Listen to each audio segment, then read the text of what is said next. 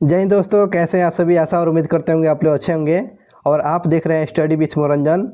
Polity का जो topic रखा गया है, नीति निर्देशक तत्व और मूल कर्तव्य पर हम लोग चर्चा करेंगे। ये बहुत ही इम्पोर्टेंट टॉपिक है और नीति निर्देशक तत्व और मूल कर्तव्य को एक साथ एक वीडियो में कंप्लीट करेंगे। आने वाले आपके एग्जाम पॉइंट व्यू से बहुत ही इम्पोर्टेंट ये वीडियो है। चलिए, वीडियो शुरू करने से पहले आपको बोलेंगे, जिन लोगों ने चैनल को सब्सक्राइब नहीं किया चैनल को सब्सक्राइब कर लें और बेल आइकन दबा दें ताकि आप तक ये नोटिफिकेशन मिलता रहे। चलिए, पहला क्वेश्चन के साथ शुरू करते हैं। पहला क्वेश्चन जो है आपको, नीति निर्देशक तत्व के किस भाग में उल्लेख किया गया है, जिसे डीपीएसपी बोलते हैं। नीति निर्देशक तत्व को किस भाग में उल्लेखित किया गया है, तो भाग 4 में किया गया है। और नीति निर्देशक तत्व जो है आर्टिकल 36 से 51 तक में नीति निर्देशक तत्व को भारतीय संविधान में उल्लेखित किया गया है और भाग 4 में ये बात लिखा गया है। भारतीय संविधान में शामिल राज्यों के नीति निर्देशक तत्व सिद्धांत जो है का विचार किस देश से लिया गया है। ये जो है नीति निर्देशक तत्व सिद्धांत का विचार जब पूछेगा किस देश के संविधान से लिया गया है, तो आयरलैंड के संविधान से लिया गया है। नीति निर्देशक तत्व का विचार पूछेगा तो इस बात को ध्यान रखेंगे। आगे क्वेश्चन देखते हैं। अगला क्वेश्चन जो पूछा गया है, राज्य के नीति निर्देशक तत्व सिद्धांत को भारतीय संविधान में शामिल किए जाने का उद्देश्य क्या है। राज्य के नीति निर्देशक सिद्धांत को भारतीय संविधान में शामिल करने का उद्देश्य पूछा गया है। पहला उद्देश्य जो है सामाजिक आर्थिक प्रजातंत्र को स्थापित करना। दूसरी बात है लोक कल्याणकारी राज्य की स्थापना करना, वेलफेयर स्टेट की स्थापना करना। यही राज्य के नीति निर्देशक तत्व सिद्धांत का मुख्य उद्देश्य है। यहाँ के लोगों को सामाजिक और आर्थिक रूप से प्रजातंत्रात्मक रूप से स्थापित किया जाए और वेलफेयर स्टेट की स्थापना किया जाए। ये आपको डीपीएसपी का प्रमुख सिद्धांत उद्देश्य है। निर्देशक तत्व की प्रकृति कैसी है, तो ये आपको सकारात्मक है, नकारात्मक नहीं है। इनमें सकारात्मक प्रवृत्ति झलकती है।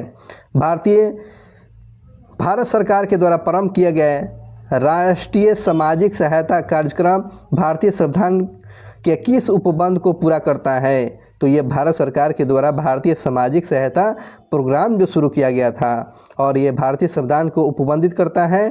तो ध्यान रखेंगे, राज्य के नीति निर्देशक तत्व को पूरा करने में ये आपको राष्ट्रीय सामाजिक सहायता कार्यक्रम पूरा करता है। इस बात को हमेशा स्मरण रखेंगे। अगला क्वेश्चन जो पूछा गया है कि किसने कहा था कि निर्देशक तत्व का आशय यह नहीं है कि केवल पूजनीय घोषणाएं बनकर रह जाएगा। ये जो स्टेटमेंट किसका था, तो अंबेडकर साहब जी का स्टेटमेंट बोला गया था। सुनिएगा कि निर्देशक तत्व का आशय यह नहीं है कि केवल पूजनीय घोषणाएं बनकर रह जाएगी।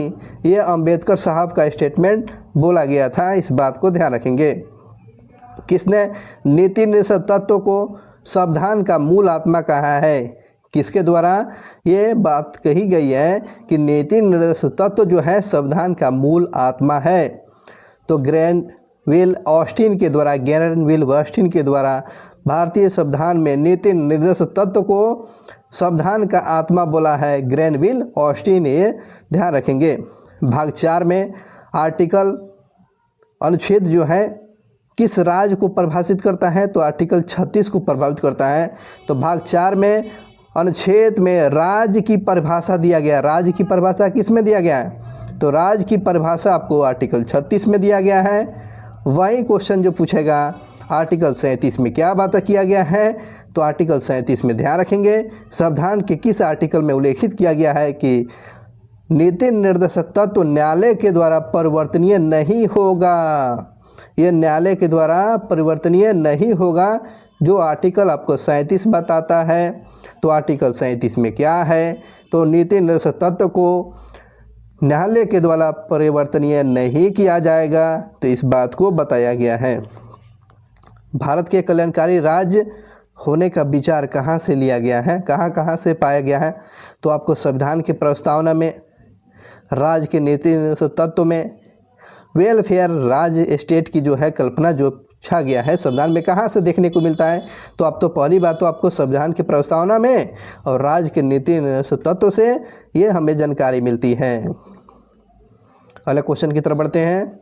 अगला क्वेश्चन पूछा गया है कि भारत के नीति निर्देशक तत्व को सहज अध्ययन करने के लिए भागों में विभाजित किया गया है। तो कितने भागों में देखते हैं? पहला भाग में समाजवादी, गांधीवादी और उदार बौद्धिकवादी में ये सहज अध्ययन करने के लिए, इसको समझने के लिए, राज्य के नीति निर्देशक तत्व को स्टडी करने के लिए समाजवाद में, गांधीवादीवाद में और उदारवाद भौतिकीवाद में इसको विभाजित किया गया है। संविधान का वह कौन सा भाग देश के शासन के लिए आधारभूत है? तो भाग 4 जो है और राज्य के नीति निर्देशक तत्व को बारे में बताता है। भारतीय संविधान का वह कौन सा आर्टिकल जो है निर्देशक तत्व का मूल मंत्र मर्म कहा गया है? तो मूल मंत्र का मर्म कहा गया है आर्टिकल 38 को बोला गया है। आर्टिकल 38 को क्या बोला गया है सर? तो मूल मंत्र का मर्म कहा गया है। मूल मंत्र का मर्म कहा गया है, आर्टिकल 38 को बोला गया है। और वहीं आर्टिकल 38 में क्या कही गई है? तो आर्टिकल 38 में जो बात कही गई है सुनिएगा, राज्य लोक कल्याण की अभिवृद्धि के लिए सामाजिक व्यवस्था बनाए। इसके अलावा संविधान के किस आर्टिकल में उपबंधित किया गया है? तो ये आपको 38 में बोला गया है। मूल मंत्र का मर्म कहा गया था आर्टिकल 38 में। आर्टिकल 38 में राज्य लोक कल्याण की अभिवृद्धि के लिए सामाजिक व्यवस्था बनाएगा, इसका उल्लेख जो है भारतीय संविधान के आर्टिकल 38 में किया गया है। नीति निर्देशक तत्व के संबंध में मुख्यतः कौन सी बातें उल्लेखित किया गया है? पहली बात उल्लेखित किया गया है, कानून बनाते समय इस तत्व का उपयोग करना राज्य का कर्तव्य होगा। बिल्कुल सही बात है। दूसरी बात, नीति निर्देशक तत्व जो है देश के शासन में मूलभूत स्थान बनाए रखते हैं। बिल्कुल बात सही है, दूसरी बात भी सही था। तीसरी बात बताया गया था, इन तत्वों को न्यायालय में चुनौती नहीं दिया जा सकता है। ये नीति निर्देशक तत्व के बारे में बताया गया है, इसे न्यायालय में चुनौती आप नहीं दे सकते हैं। अगले बात करते हैं अगले क्वेश्चन पर।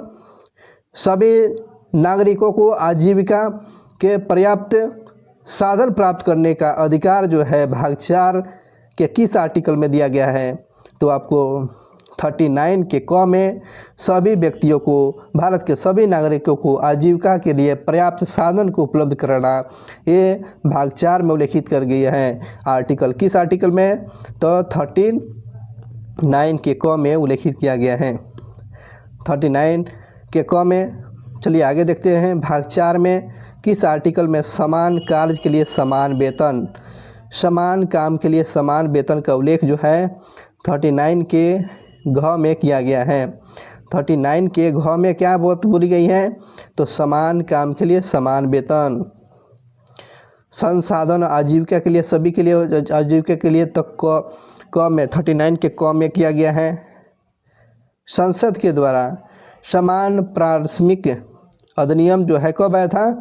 तो समान पारिश्रमिक अधिनियम जो है था 1976 के द्वारा आर्टिकल जो है किस आर्टिकल में अनुसार परिवर्तित कर दिया गया था? तो 39 के घ में, 39 के घ में जो समान काम के लिए समान वेतन बताता है।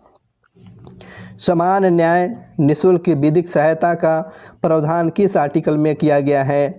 तो आर्टिकल 39 के ए में किया गया है। समान न्याय और निःशुल्क विधिक सहायता के लिए प्रावधान आर्टिकल 39 के क में उल्लेखित किया गया है। भारतीय संविधान के आर्टिकल 39 के च में किस वर्ग के संबंध में दिशा निर्देशित किया गया है? तो 39 के च में बालकों के कल्याण की बातें किया गया है। 39 के च में बालकों के संबंध में उपबंधित किया गया है, इस बात को ध्यान रखेंगे। आर्टिकल 40 में क्या बात कही गई है? ग्राम पंचायतों के लिए गठित प्रावधान किया गया है। ग्राम पंचायतों के लिए गठित प्रावधान किया गया है, इस बात को ध्यान रखेंगे।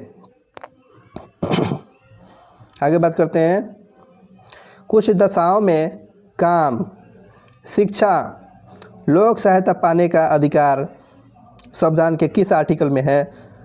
41 में, आर्टिकल 41 में किया गया है। 41 में बताएंगे क्या है? तो 41 में ये बताया गया है कि समान दशाओं में काम, शिक्षा, लोक सहायता पाने का अधिकार आपको 41 में, आर्टिकल 41 में किया गया है। अगला क्वेश्चन पर चलते हैं। अगला क्वेश्चन जो पूछा गया है, भारतीय संविधान के किस आर्टिकल के अंतर्गत में प्रावधान किया गया है कि राज्य काम के न्याय संगत मनोचित दशाओं को सुनिश्चित करने के लिए प्रसूति सहायता उपबंध कराएगा? तो आर्टिकल 42 में। प्रसूति सहायता पूछेगा तो क्या बताएंगे? तो आर्टिकल 42 बताइएगा, प्रसूति सहायता। और इसी को मातृ सुरक्षा सहायता का उपबंधित करते हैं। मातृ सुरक्षा का उपबंधित किस आर्टिकल में किया गया है? तो आर्टिकल 42 में मातृ सुरक्षा प्रसूति सहायता किस आर्टिकल में? आर्टिकल 42 याद रखेंगे। सर्वोच्च न्यायालय के किस वाद में अभी निर्धारित किया गया समान काम के लिए समान वेतन का सिद्धांत मूल संविधान मूल अधिकार नहीं नीति निषेध तत्व है? तो ये आपको रणधीर सिंह बनाम भारत संघ 1982 में ये बात कही गई थी कि समान काम के लिए समान वेतन का जो सिद्धांत मूल अधिकार नहीं है। पूछता है क्वेश्चन क्या ये आपको मूल अधिकार है क्या? बिल्कुल नहीं है। और ये जो था रणधीर सिंह बनाम भारत संघ 1982 में इस बात को उठाया गया था। अगला क्वेश्चन पर चलते हैं। मनरेगा या नरेगा कार्यक्रम जो है संविधान के किस आर्टिकल में उल्लेखित किया गया? नरेगा आर्टिकल 43 में। आर्टिकल 43 में नरेगा शब्द का उल्लेख किया गया है। कुटीर उद्योग के लिए विकास की बात किस आर्टिकल में? कुटीर उद्योग के लिए विकास की बातें किस आर्टिकल में? 43 में, 43 में। कुटीर उद्योग की चर्चा किस आर्टिकल में? आर्टिकल 43 में किया गया है। किस संविधान संशोधन के माध्यम से श्रमिकों का प्रबंधन के में भागीदारी सुनिश्चित किया गया था? तो 42वें संविधान संशोधन के द्वारा। अगला क्वेश्चन, 42वें संविधान संशोधन के द्वारा कौन सा सिद्धांत जो है राज्य के नीति तत्व को जोड़ा गया? तो उद्योगों के प्रबंधन में कामगारों की सहभागिता की ये आपको नीति तत्व में जोड़ा गया था 42वें संविधान संशोधन में। किस आर्टिकल के माध्यम से श्रमिकों की प्रबंधन में भागीदारी का सुनिश्चित किया गया था? तो आर्टिकल 43 में। आर्टिकल 43 में श्रमिकों के प्रबंधन की भागीदारी सुनिश्चित किया गया था, आर्टिकल 43 में किया गया था। अगले चलते हैं सर। अगला क्वेश्चन जो है, सहकारी समितियों का उन्नयन संविधान के किस आर्टिकल में? सहकारी समितियों का उन्नयन जो किया गया था आर्टिकल 43 के घ में किया गया था। सरकारी समितियों का उन्नयन पूछेगा तो आर्टिकल 43 के घ बताएंगे। सहकारी समितियाँ किस संविधान संशोधन के माध्यम से नीति निर्देश तत्व में जोड़ा गया था? तो 97वें संविधान संशोधन 2011 में जोड़ा गया था। 97वें संविधान संशोधन के द्वारा 2011 में सहकारी समिति को सहकारी समिति को किस में जोड़ा गया? नीति निर्देश तत्व में जोड़ा गया था, इस बात को ध्यान रखेंगे। अगले क्वेश्चन पर चलते हैं। अगला क्वेश्चन पूछा गया है कि किस मामले में सर्वोच्च न्यायालय ने केंद्र सरकार के से आर्टिकल 44 पर नया दृष्टिकोण का आग्रह किया था? क्वेश्चन है, एक बार और देखेंगे, किस मामले में सर्वोच्च न्यायालय ने केंद्र सरकार से आर्टिकल 44 के पर एक नया दृष्टिकोण का आग्रह किया था? तो सरल मुद्गल बनाम भारत संघ 1995 का यह मामला था, जो सर्वोच्च न्यायालय ने केंद्र सरकार के आर्टिकल 44 पर नया दृष्टिकोण करने की आग्रह रखा था। ध्यान रखेंगे, सरल मुद्गल बनाम भारत संघ पर यह मामला आया था 95 में। एक समान नागरिक संहिता का प्रावधान किस आर्टिकल में? तो आर्टिकल 44 में। बहुत ही अभी चर्चा में है समान नागरिक संहिता जो है, तो आर्टिकल 44 याद रखेंगे। वर्तमान में गोवा राज्य में लागू किया गया पहली बार, इसी पर ध्यान रखेंगे। अगले क्वेश्चन पर चलते हैं। 42वें संविधान संशोधन के द्वारा के माध्यम से राज्य के नीति तत्व में कौन सा आर्टिकल जोड़ा गया था? तो 39 के क से लेकर 48 के क तक ले। तो ये आपको 39 के क से लेकर 48 के क तक ले इसकी चर्चा किया गया है। अगला क्वेश्चन, किस संविधान संशोधन के माध्यम से आर्टिकल 38 की परिभाषा की परिवर्तित किया गया है? परिभाषा की परिवर्तन किया गया है, तो 44वें संविधान संशोधन के माध्यम से। किस संविधान संशोधन के माध्यम से आर्टिकल अनुच्छेद 38 की परिभाषा परिवर्तन किया गया? तो आपको 44वें संविधान संशोधन के माध्यम से इस परिभाषा को बदला गया। अगला क्वेश्चन पूछा गया है कि 6 वर्ष से कम आयु के बच्चों को शिक्षा और उसकी देखभाल का प्रावधान किस आर्टिकल में किया गया है? तो 6 वर्ष से लेकर उसे कम उम्र के बच्चों को उनके लिए शिक्षा और उनकी देखभाल का प्रावधान जो किया गया किस आर्टिकल में? आर्टिकल 45 में इस बात का उल्लेखित किया गया है।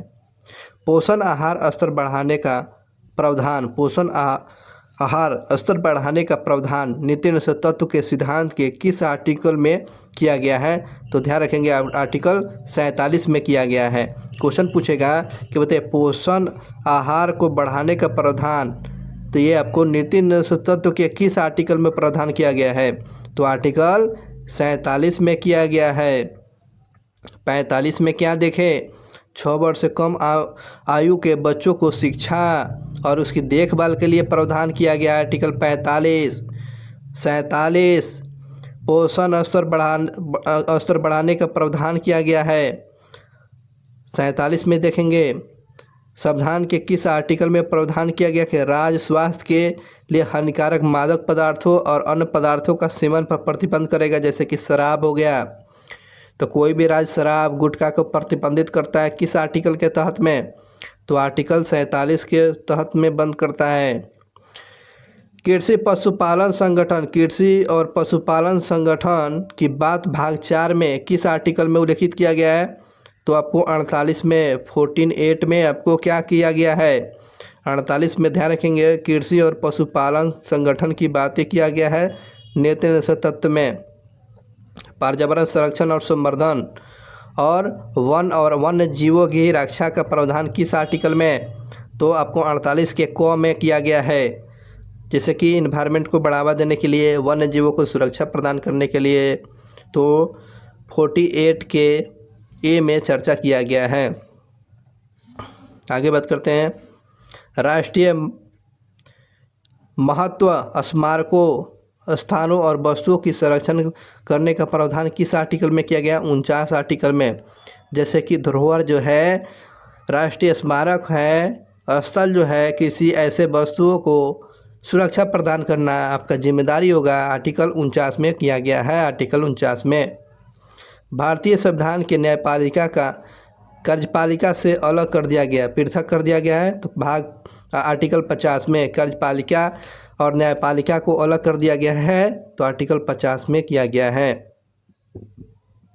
अंतर्राष्ट्रीय शांति सुरक्षा का प्रावधान किस आर्टिकल में? अंतर्राष्ट्रीय शांति और सुरक्षा का प्रावधान आर्टिकल 51 में किया गया है। इस बात को हमेशा ध्यान रखेंगे।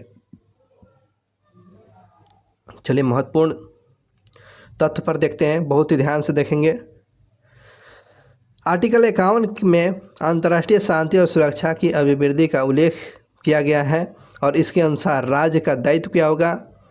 राज्य का दायित्व अंतर्राष्ट्रीय शांति सुरक्षा का अभिवृद्धि करना आर्टिकल 51 बताता है। बिल्कुल बात सही है। दूसरी बात ये है, राष्ट्रों के बीच है न्याय संगत और सम्मानपूर्वक संबंध बनाए रखना है, ये बात किया गया। बिल्कुल सही बात है। और संगठित लोगों के एक दूसरे से व्यवहार, अंतर्राष्ट्रीय विधि और संधि बाध्य के प्रति की आदर बढ़ाने का भाव होनी चाहिए, ये भी बात सही है। उसके बाद अंतर्राष्ट्रीय विवादों के माध्यम के द्वारा निपटाने के लिए प्रोत्साहन देने का प्रयास करना, ये आर्टिकल 51 में बात जो किया गया है, इस बात को ध्यान रखेंगे। चलिए बोलेंगे, किसने कहा है कि राज्य के नीति निषेध तत्व एक ऐसा चेक है जो बैंक के सुविधा के अनुसार अदा किया जा सकता है। केटी शॉ के द्वारा जो बोला गया था कि राज्य के नीति निषेध तत्व एक ऐसा चेक है जो बैंक के सुविधा के अनुसार अदा कर सकते हैं, भुगतान कर सकते हैं। ये स्टेटमेंट केटी शॉ का है। अगले क्वेश्चन पर चलते हैं। अगले क्वेश्चन जो पूछा गया है, किसके द्वारा कहा गया था कि नीति निर्देशक तत्व का राज्य प्राधिकारियों के लिए कौशिक महत्व है, शैक्षिक महत्व है। तो आपको BN राव के द्वारा, चलिए एक बार और देख लेते हैं। BN राव ने क्या कहा था, तो BN राव के द्वारा बोला गया था नीति निषेध तत्व का राज्य प्राधिकारियों के लिए शिक्षित महत्व है। तो ये BN राव के द्वारा स्टेटमेंट दिया गया था। अगले क्वेश्चन पर चलते हैं। किसने कहा था नीति निषेध तत्व सामाजिक क्रांति के उद्देश्य की प्राप्ति का माध्यम है। तो ध्यान रखेंगे, ये ग्रैंडवेल ऑस्टिन के द्वारा बोला गया था नीति निषेध तत्व के बारे में। नीति निषेध तत्व सामाजिक क्रांति के उद्देश्य को प्राप्ति करने का एक माध्यम बनेगा। ग्रैंडवेल ऑस्टिन का ये स्टेटमेंट था। अगला क्वेश्चन है, आर्टिकल 46 में राज्य समाज को कमज़ोर वर्गों को शैक्षणिक और आर्थिक हितों को बढ़ावा देना है। आर्टिकल 46 है, राज्य में समाज में कमज़ोर वर्गों को शिक्षित वर्ग सब जो पिछड़ गए हैं और आर्थिक हितों को बढ़ावा देना है, ध्यान रखेंगे। 47 तो आप तो जान चुके हैं, पोषण आहार और जीवन स्तर को ऊंचा बनाने के लिए लोक स्वास्थ्य की सुधार करना किसका कर्तव्य होगा, राज्य का कर्तव्य होगा। जो सदर हॉस्पिटल वगैरह सब चीज़ देखते हैं आर्टिकल 47 के अंतर्गत में।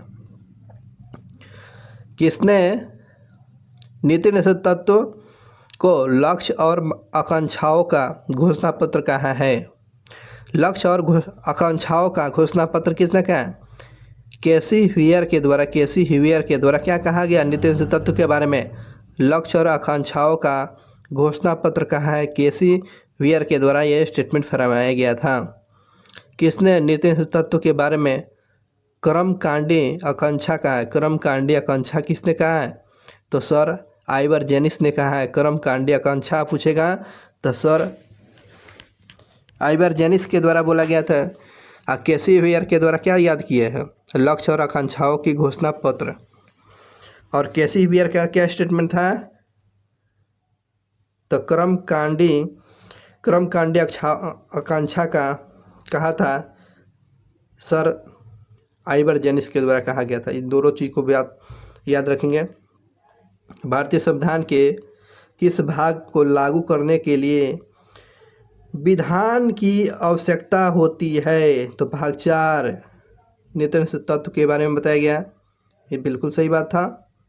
राज्य के नीति निषेध तत्व सिद्धांतों में किसके बारे में संविधान शांत है, तो प्रौढ़ शिक्षा के बारे में ये नीति निषेध तत्व जो है शांत है। प्रौढ़ शिक्षा जो है, वयस्क शिक्षा शांत है इस पर। अगला क्वेश्चन पर चलते हैं। अगला क्वेश्चन पूछा गया, संविधान के किस भाग में आर्थिक न्याय को संविधान का लक्ष्य घोषित किया गया। तो आर्थिक न्याय की बात किया गया है प्रस्तावना में भी और नीति निषेध तत्व में भी किया गया है। प्रस्तावना में भी और नीति निषेध तत्व में आर्थिक न्याय की बात किया गया है। नीति निषेध तत्व में आर्थिक लोकतंत्र का विचार किसने कहा है? तो नीति निषेध तत्व में आर्थिक लोकतंत्र का विचार जो बोला हुआ है डॉक्टर अंबेडकर ने कहे हैं। डॉक्टर अंबेडकर ने नीति निषेध तत्व में आर्थिक लोकतंत्र के विचार किसने कहा था? तो डॉक्टर अंबेडकर ने कहा था। आर्थिक क्षेत्र में समाजवाद का विचार किसने दिया था? आर्थिक क्षेत्र में समाजवाद का विचार आपको पनिकर ने दिया था। आर्थिक क्षेत्र में समाजवाद का विचार पूछेगा तो क्या बताएंगे? पनिकर के द्वारा बताया गया था। पनिकर के द्वारा।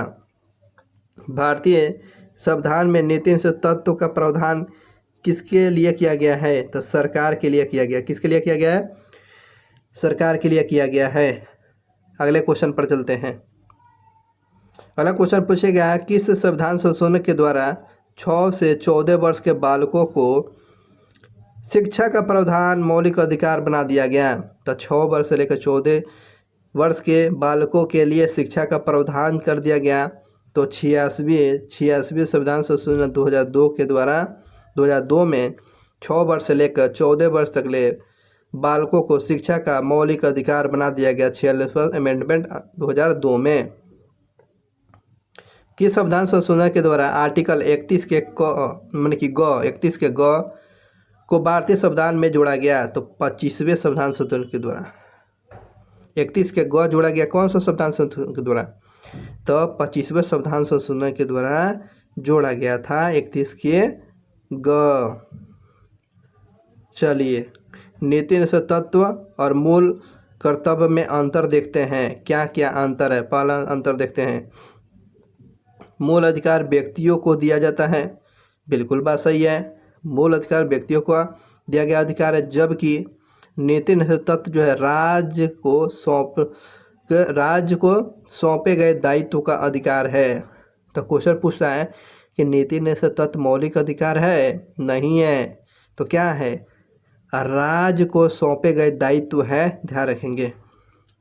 दूसरी बात, मूल अधिकार न्यायालय के द्वारा परिवर्तनीय है। बिल्कुल बात सही है। न्यायालय में इसको परिवर्तित किया जा सकता है, जबकि नीति निषेध तत्व को अपरिवर्तनीय है, मान कि इसको चुनौती नहीं दे सकते हैं। इस बात को ध्यान रखेंगे।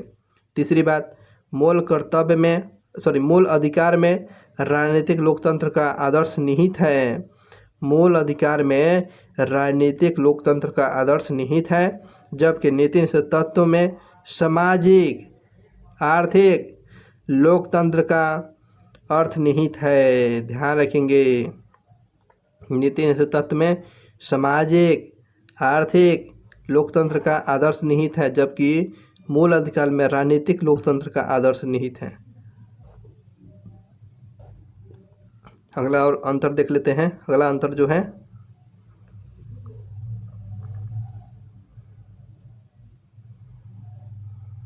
एक सेकेंड, हाँ चलिए, अगला जो अंतर दिया गया है,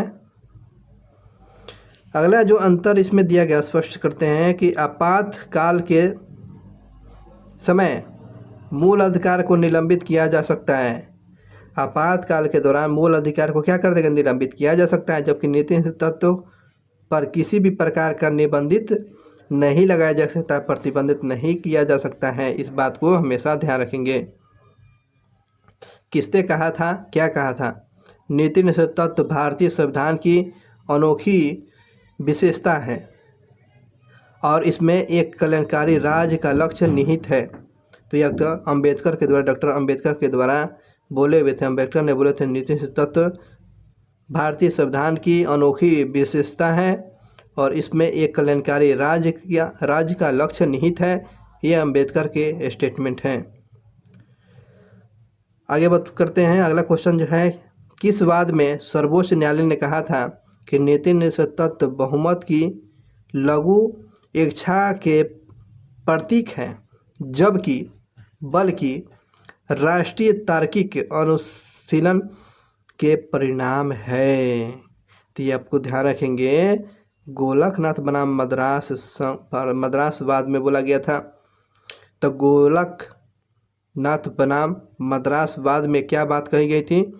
तो नीति निषेध तत्व बहुमत की लघु इच्छा के प्रतीक होती हैं, बल्कि राष्ट्रीय तार्किक शीलन के परिणाम होता है। तो ये गोरखनाथ बनाम मद्रासवाद में बोला गया था।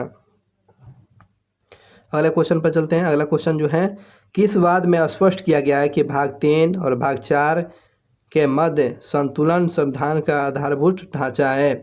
तो आपको भाग 3 और 4 के बीच में जो संतुलन का आधार बनाया गया था मिनर्वा मिल बनाम भारत संघ में, ये आपको भाग 3 और 4 जो है इस माध्यम से संविधान की संतुलन ढांचा के बारे में बताता है।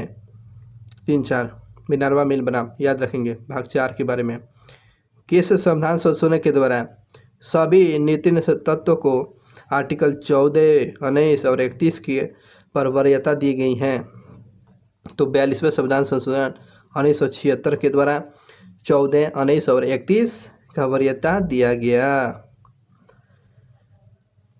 नेक्स्ट क्वेश्चन जो पूछा गया है कि किस मामले में सर्वोच्च न्यायालय ने 42वें संविधान संशोधन की धारा 4 को अवैध घोषित किया गया था। तो अवैध घोषित किया गया था धारा 4 को मिनर्वा मिल्स बनाम भारत संघ 1980 में धारा 4 को अवैध घोषित किया गया था। इस बात को ध्यान रखेंगे।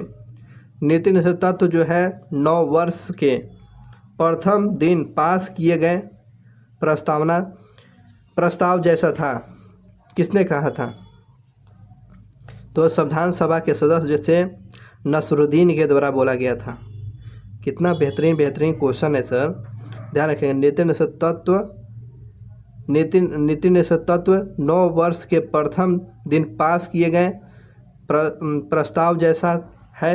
यह स्टेटमेंट किसका है? तो भारतीय संविधान सभा के जो सदस्य जो थे नसरुद्दीन के द्वारा बोला गया था। इस बात को ध्यान रखेंगे, इस कोट को याद रखेंगे। अगले क्वेश्चन पर चलते हैं कि भारतीय संविधान निर्माताओं के मन और आदर्शों की झलकी कहाँ मिलती है? तो आपको राज्य के नीति निषेध तत्व में देखने को मिलती है। तो भारतीय संविधान के निर्माताओं और उनके मन की आदर्शों की झलकी जो देखने को मिलती है राज्य के नीति निषेध तत्व में झलकती है। राज्य के नीति तत्व को लागू करने का कर्तव्य किसका है? तो राज्य का है। राज्य के नीति निषेध तत्व को लागू करने का अधिकार राज्य का दिया गया है। न्यायालय के किस वाद में केंद्र राज्य को स्पष्ट निर्देशित दिया गया बाल श्रम को तत्काल समाप्त कर उसे पुनर्वास कल्याण की व्यवस्था किया जाए? तो ध्यान रखेंगे इस बात में।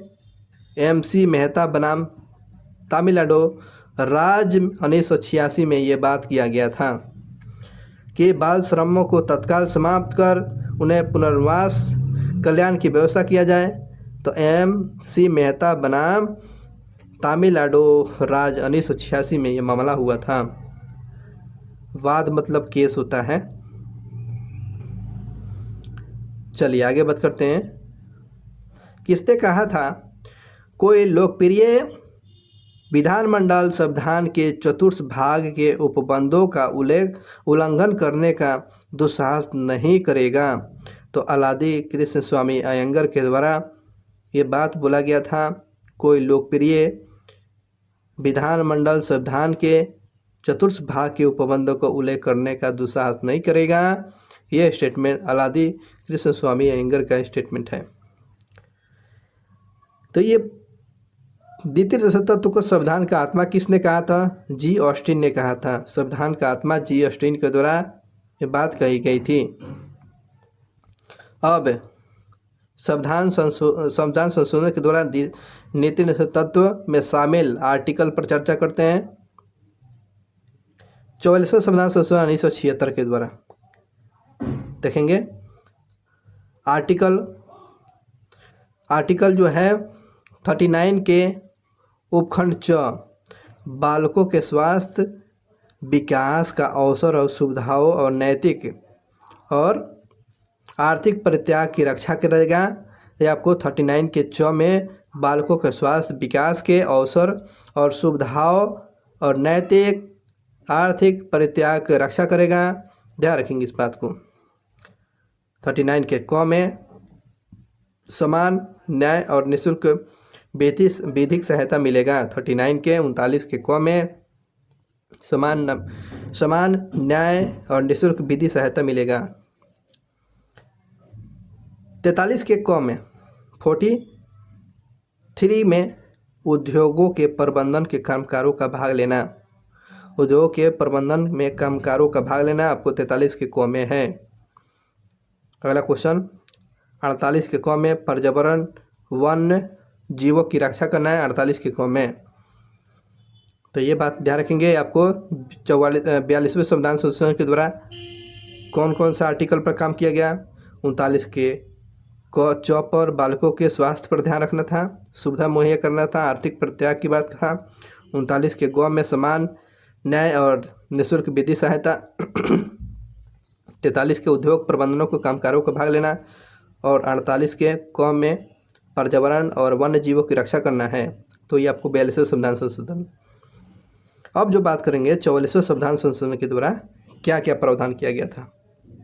तो 44वें संविधान संशोधन 1978 में 38 के 2 में राज्य आय की असमानताओं को कम करने का प्रयास करें और प्रतिष्ठा, अवसर और सुविधाओं की असमानता को समाप्त कर दें।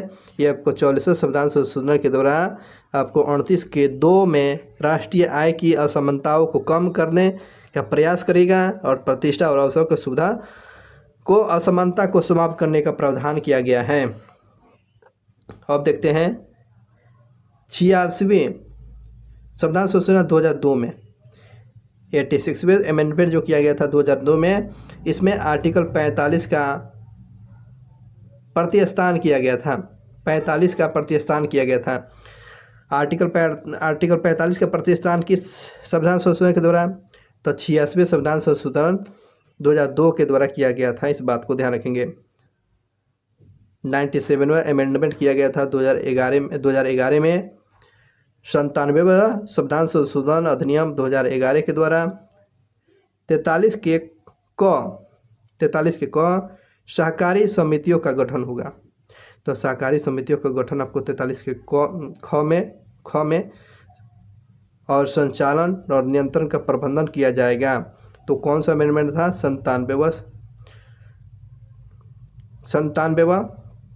97वां अमेंडमेंट 2011 के द्वारा ये प्रावधान किया गया था। तो ध्यान रखेंगे इस बात को। अगले क्वेश्चन पर चलते हैं। राष्ट्रीय सामाजिक सहायता कार्यक्रम कब प्रारंभ किया गया था। तो 15 अगस्त 1995 राष्ट्रीय सामाजिक सहायता कार्यक्रम जो शुरू किया गया था 15 अगस्त 1995 में। राष्ट्रीय सामाजिक सहायता कार्यक्रम पूछेगा 15 अगस्त 1995। राष्ट्रीय मातृत्व लाभ योजना जनसंख्या स्थिरीकरण कार्यक्रम में का भाग बना दिया गया 1 अप्रैल 2001 से। मातृत्व लाभ योजना को कब जनसंख्या स्थिरीकरण कार्यक्रम बना दिया गया, भाग बन जाता है।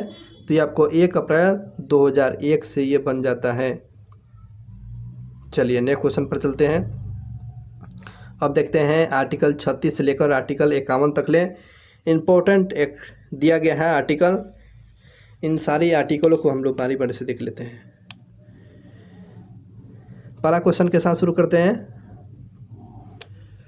आर्टिकल 36 में क्या है।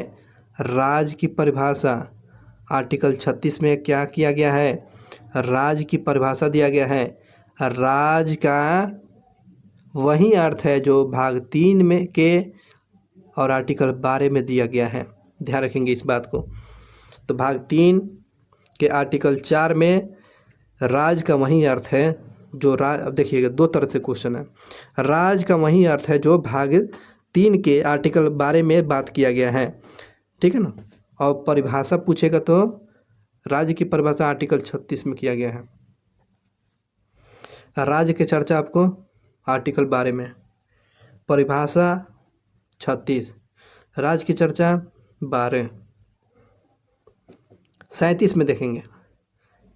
इस भाग में अंतर्विष्ट तत्वों का लागू करना। अंतर्विष्ट तत्वों को लागू किया जाएगा 37 में। 38 में देखिए, राज्य लोक कल्याण की अभिवृद्धि के लिए सामाजिक व्यवस्था बनाएगा। राज्य लोक कल्याण की अभिवृद्धि के लिए सामाजिक व्यवस्था बनाएगा 38 आर्टिकल में।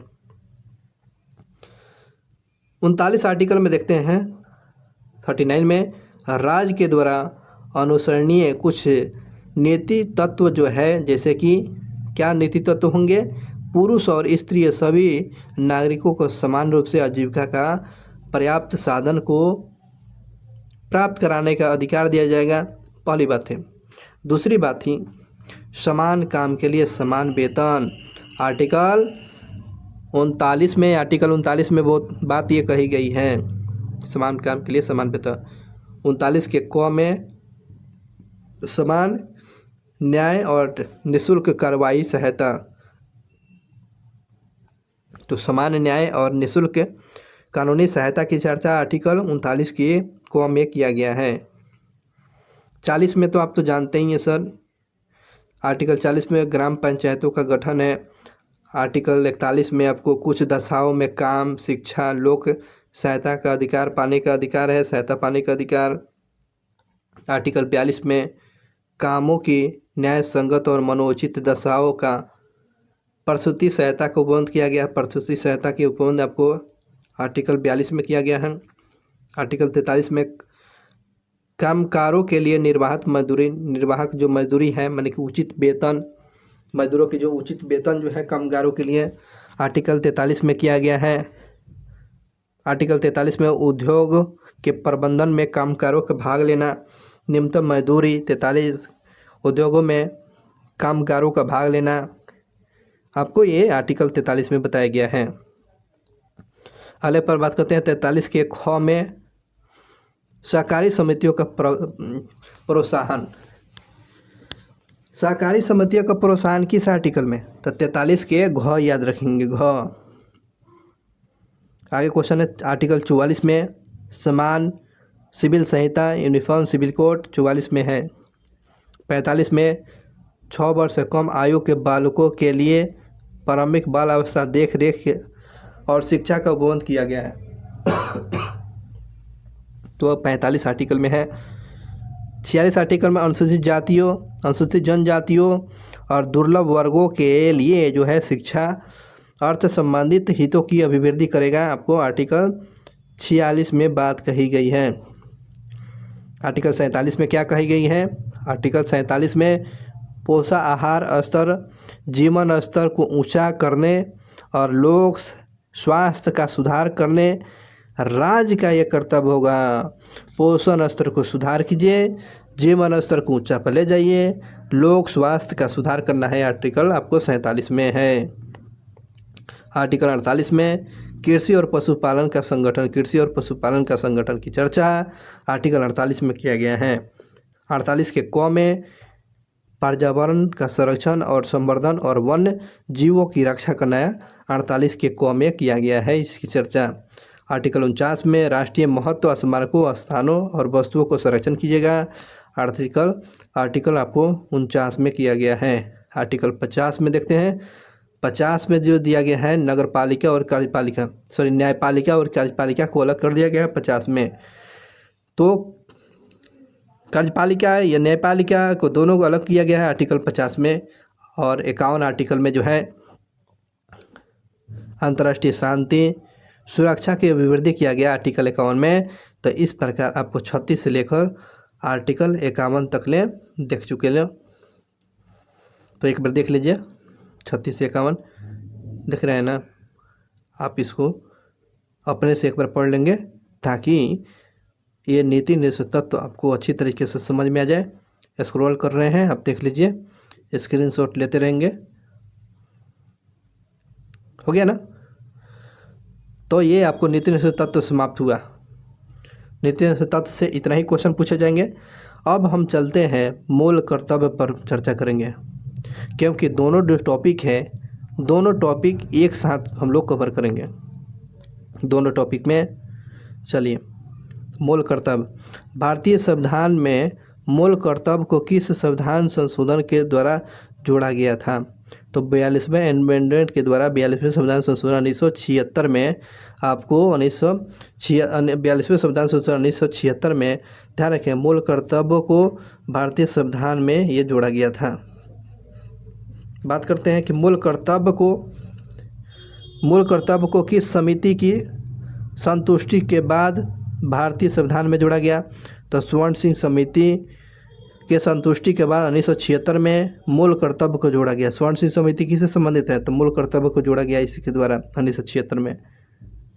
तो ये भी क्वेश्चन पूछता है ना कि बताएंगे कि आर्टिकल 51 के क के अंतर्गत में संविधान के कुल कितने मूल कर्तव्य का समावेश किया गया? तो 10 मूल कर्तव्य को। तो मूल संविधान में पूछता है कुल कितने मूल कर्तव्य थे? तो 10। ठीक है। अब जो है वर्तमान में 11 मूल कर्तव्य को शामिल कर लिया गया जो शिक्षा का अधिकार किया गया है। ठीक है। तो 11वां मूल कर्तव्य की संविधान संशोधन के माध्यम से भारतीय संविधान में शामिल किया गया 86वें अमेंडमेंट 2002 के द्वारा। 86वें संविधान संशोधन 2002 के द्वारा 11वां मूल कर्तव्य पूछेगा। तो 86वें अमेंडमेंट 2002 के द्वारा इसी को याद रखेंगे। अब बात करते हैं कि विश्व का प्रथम देश जो है, विश्व का प्रथम देश जिसने अपने नागरिकों के लिए मूल कर्तव्य का स्पष्ट उल्लेख किया है तो सोवियत संघ ने किया है।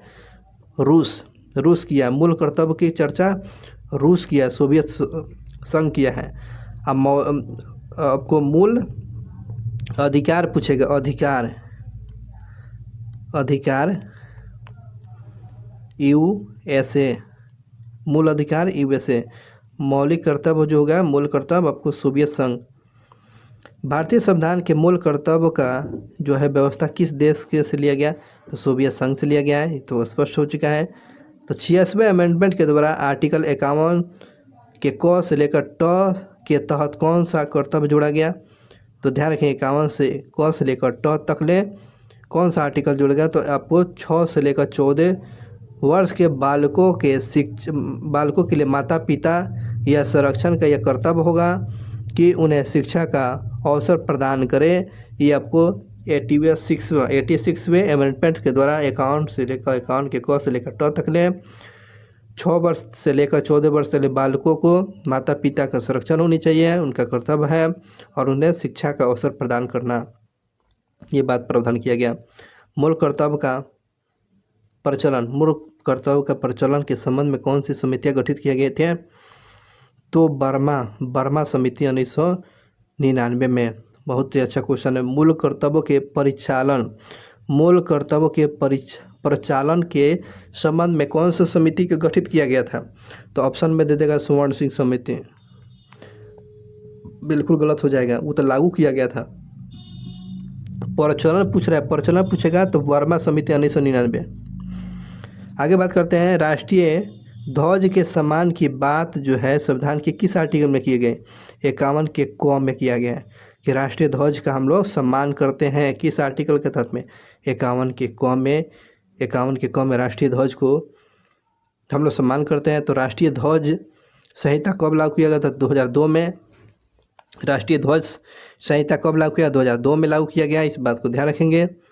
किस वाद में सर्वोच्च न्यायालय ने देश की शिक्षण संस्थानों को सप्ताह में 1 घंटे पर्यावरण संरक्षण की शिक्षा देने का निर्देश दिया है?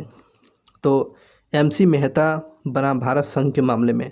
अब ये इन्वायरमेंट जो टॉपिक जो है ध्यान रखेंगे, शिक्षण संस्थानों में 1 घंटा के लिए पर्यावरण जो शिक्षा जो है इन्वायरमेंट एजुकेशन है आपको देना अनिवार्य किया जाएगा। ये किस वाद में गया था? MC मेहता बनाम भारत संघ। MC मेहता भारत संघ में ये गया था। MC मेहता भारत संघ बनाम क्या से होते हैं? तो 1 घंटा पर्यावरण के क्षेत्र में पढ़ाई कराना है शिक्षण संस्थानों में, ध्यान रखेंगे। MC मेहता पूछेगा तो इस बात को ध्यान रखेंगे। राष्ट्रगान का आदर करने की बात किस आर्टिकल में किया गया है? तो आर्टिकल 51 के क में। राष्ट्र ध्वज हो, राष्ट्रगान है, उसकी आदर करना है, हम हो चाहे आप हो, ये बातें हमेशा होनी चाहिए। देखिए कहाँ चले गया, 1 सेकंड। आगे बात करते हैं आर्टिकल 51 के क से लेकर 6 में क्या प्राकृतिक जो है प्राकृतिक पर्यावरण की रक्षा और उसके संवर्धन की बात किया गया। पर्यावरण की जो क्या है पर्यावरण की रक्षा करेंगे और संवर्धन करेंगे 51 के क से लेकर 6 में। स्वर्ण सिंह समिति ने कितने मूल कर्तव्य को भारतीय संविधान में जोड़े जाने का सुझाव दिया था? तब आपको स्वर्ण सिंह समिति जो थे बोले हुए थे 8 मूल कर्तव्य जोड़ा जाए। ये स्वर्ण सिंह समिति की अपना मंतव्य था, सुझाव था। मूल कर्तव्य किस पर भारित है? तो मूल कर्तव्य जो किस पर भारित है, ये किस पर ये लागू हो सकता है? तो केवल नागरिकों पर लागू होता है। मूल कर्तव्य केवल नागरिकों पर भारित है, इस बात को ध्यान रखेंगे। अगले बात करते हैं, अगला क्वेश्चन है, मूल कर्तव्य की प्रकृति कैसी है? तो गैर न्याय उचित है, गैर न्याय उचित है। मूल कर्तव्य कैसी है? तो गैर न्याय उचित है। और राज्य की नेतृत्व कैसी है? तो न्याय संगत है। लेकिन मूल कर्तव्य क्या है? गैर न्याय उचित है, गैर न्याय उचित है। मूल कर्तव्यों का में क्या शामिल है? चलिए, क्या क्या शामिल किया गया है? तो शामिल पूछा गया क्या क्या शामिल है? भारत की संप्रभुता, एकता और अखंडता को बनाए रखना और उसकी रक्षा करना, बिल्कुल बात सही है, ये हमारा कर्तव्य है। लोक संपत्ति की सुरक्षा प्रदान करना है, हाँ तो ये तो हम तो होता ही है। और हिंसा को परित्याग करना, बिल्कुल सही बात है। उसके बाद 6 से आपको 14 वर्ष के बच्चों को माता पिता के संरक्षण के द्वारा शिक्षा को अवसर प्राप्त कराना, ये आपको मूल कर्तव्य में शामिल किया गया है, बिल्कुल सही, सारे चीज़ बात सही है। आगे बात करते हैं, अगला क्वेश्चन है कि मूल अधिकार और मूल कर्तव्य में मौलिक अंतर क्या है? तो मूल अधिकार और मौलिक कर्तव्य में क्या अंतर है? तो ये है मौलिक अधिकार राज्य के द्वारा, मौलिक अधिकार क्या है? राज्य के द्वारा, जबकि नागरिकों को प्रदान किया जाता है। मौलिक अधिकार जो है, मौलिक अधिकार राज्य के द्वारा नागरिकों को प्रदान किया जाता है, जबकि मूल कर्तव्य नागरिकों के दायित्व के रूप में वर्णित है। ध्यान रखेंगे इस बात को, एक बार ध्यान रखेंगे। मूल अधिकार राज्य के द्वारा जो है नागरिकों को प्रदान किया जाता है, मूल अधिकार जो है राज्य को द्वारा जो है नागरिकों को प्रदान किया जाता है, जबकि जो है मूल कर्तव्य जो है, कर्तव्य के हैं नागरिकों के दायित्व के बारे में वर्णित करता है। नागरिकों के दायित्व क्या है? हमको दायित्व क्या है? पब्लिक संपत्ति को सुरक्षा प्रदान करना, राष्ट्रगान को आदर करना, ठीक है ना, ये हमारा दायित्व है, मूल कर्तव्य है। आगे बात करते हैं, भारत की प्रभुत्ता, एकता और अखंडता की रक्षा करने और उसमें अक्षुण्ण बनाए रखने में मूल कर्तव्य को किस स्थान पर रखा गया है? तो यह तीसरे स्थान पर रखा गया है। अच्छा क्वेश्चन है, भारत की संप्रभुता, एकता और अखंडता की रक्षा करने और उसके अक्षुण्ण बनाए में मूल कर्तव्य को किस स्थान पर रखा गया? तो तीसरे स्थान पर रखा गया। देख रहे हैं, ऐसे सब क्वेश्चन पूछा गया है। अगले क्वेश्चन पर चलते हैं कि 42वें संविधान संशोधन 1976 के दौरान मूल कर्तव्य को कब लागू किया गया था? तो 3 जनवरी 1977 को। तो 42वें संविधान संशोधन 1976 के दौरान मूल कर्तव्य को कब लागू किया गया था? मूल कर्तव्य को कब लागू किया गया था? 3 जनवरी 1977 को। तो मूल कर्तव्य को लागू पूछेगा, डेट तो 3 जनवरी 1977 याद रखेंगे, और अमेंडमेंट तो आपको 42वें संविधान संशोधन 1976 में मूल कर्तव्य लागू हो जाता है 3 जनवरी 1977 से। आगे चलते हैं कि ज्ञान अर्जन सुधार की भावना का विकास संविधान के किस आर्टिकल में वर्णित किया गया है? तो 51 के क से लेकर ज तक ले ज्ञान अर्जन और सुधार की भावना और विकास संविधान के किस आर्टिकल में बात कही गई है? 51 के क से लेकर ज में इस बात को उल्लेख किया गया है। अब बात करते हैं कि भाग 4 के क में मूल कर्तव्य की चर्चा करते हैं। 51 के क में चलते हैं, क्या क्या आपके मूल कर्तव्य हैं? पहला चलते हैं, मूल कर्तव्य जो है, मूल कर्तव्य भारत के प्रत्येक नागरिकों का यह कर्तव्य है कि, क्या कर्तव्य है? 51 के क में पहली बात, संविधान का पालन करें और उसके आदर्शों, संस्थानों, राष्ट्रध्वज, राष्ट्रगान का आदर करना है, पहली बात था। दूसरी बात ये है, एक सेकेंड, दूसरी बात ये है कि स्वतंत्रता के लिए हमारे राष्ट्रीय आंदोलन को प्रेरित करने वाले उच्च आदर्शों को हृदय में संजो कर रखना है और उसको पालन करना है। जो राष्ट्रीय फ्रीडम फाइटर हैं, उनके आदर्शों को हृदय में संजो कर रखना है, उनकी बात को पालन करना है।